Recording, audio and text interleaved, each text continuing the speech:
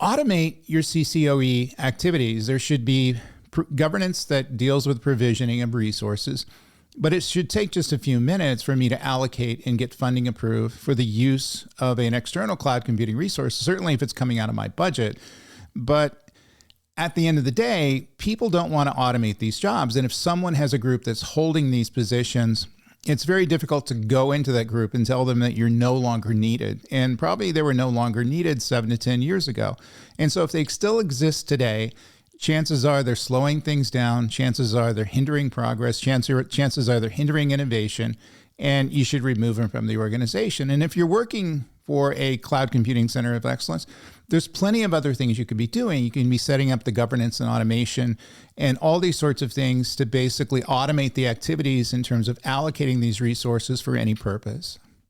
So a healthy CCOE is cross-functional, blending architecture, security, operations, networking, and product thinking rather than living inside a single silo.